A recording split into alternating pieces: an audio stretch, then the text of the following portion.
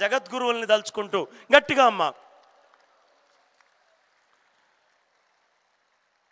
కాసేపటిలో ఆగ్నేయ దిగ్భాగమంతా భూమండలాన్ని వదిలిపెట్టి ఇక్కడికే వచ్చిందా అని అనుమానం కలిగేటట్టుగా మనకి అఖండమైనటువంటి జ్యోతులు వెలగబోతూ ఉన్నాయి. ఇక్కడ ఏ విధమైనటువంటి ఆగ్నేయ దిక్కండి అంటే, ఆగ్నేయ దిక్కుకి ఆ పేరు ఎలా వచ్చింది, ఆ అగ్నులు ఆగ్నేయ దిక్కులో ఎందుకు ఆరాధించబడుతున్నాయి అంటే దానికి ఒక చిన్న కథ ఉంది.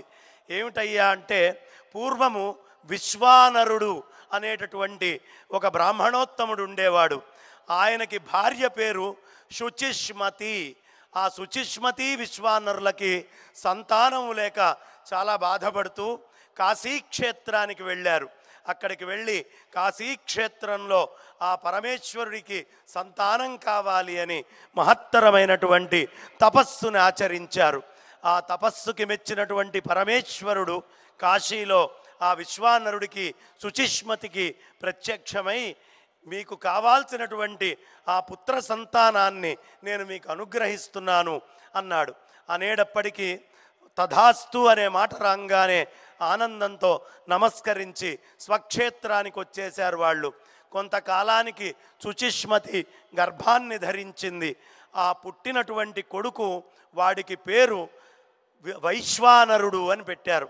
విశ్వానరుడి యొక్క కుమారుడు కాబట్టి వైశ్వానరుడయ్యాడు. ఆ వైశ్వానరుడికి 12 ఏళ్ళు వచ్చేటప్పటికి జ్యోతిష్యపరంగా ఇతనికి మృత్యు ఉంది అనే విషయాన్ని తెలియపరిచారు. వెంటనే నేను వచ్చిందే శివప్రసాదంతో, నన్ను రక్షిస్తే ఆ మృత్యుంజయుడైనటువంటి పరమేశ్వరుడే రక్షించాలి అని ఆయన ఒక్కసారిగా 12 ఏళ్ల వయసులో కాశీకి వెళ్ళి విశ్వేశ్వరుడి గురించి ఘోరమైన తపస్సు చేయడం మొదలుపెట్టాడు. ఆ తపస్సుకి లోకాలన్నీ కూడా గడగడలాడుతూ వణికిపోయినాయి.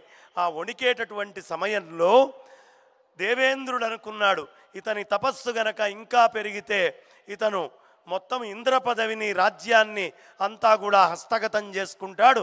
ఇతని యొక్క తపస్సుని ఆపాలి అని వజ్రాయుధాన్ని ప్రయోగించాడు ఆ 12 సంవత్సరాల పిల్లవాడి మీద.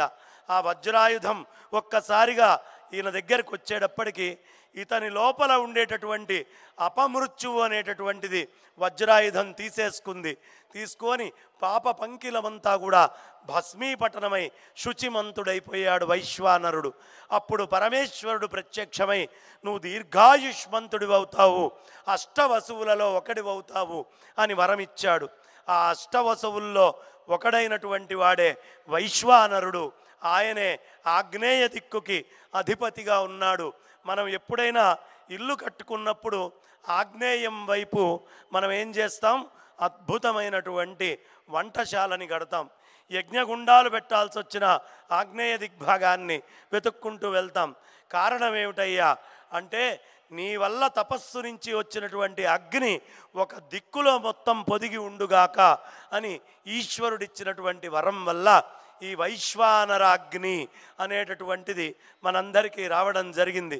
కాబట్టి ఈ వైశ్వానర అగ్ని ఇవాళ విశ్వేశ్వరుడి అనుగ్రహంతో ఆగ్నేయ దిక్కంతా ఉండే వైశ్వానర అగ్ని ఈ కోటి దీపోత్సవంలో మనకి చక్కగా నరేంద్ర చౌదరి గారు, రమాదేవి గారు ఈ దంపతుల పుణ్యమా అని ఈ భక్తి కోటి దీపోత్సవంలో ఆ ఆగ్నేయ దిక్కులో ఉండాల్సిన అగ్ని ఈ ఎన్టీఆర్ స్టేడియం అంతా నిండి ఇక్కడ ఉండే మీరందరూ కూడా అగ్నిహోత్ర స్వరూపంలో వెలిగించినటువంటి ఆ అగ్నిహోత్ర జ్యోతి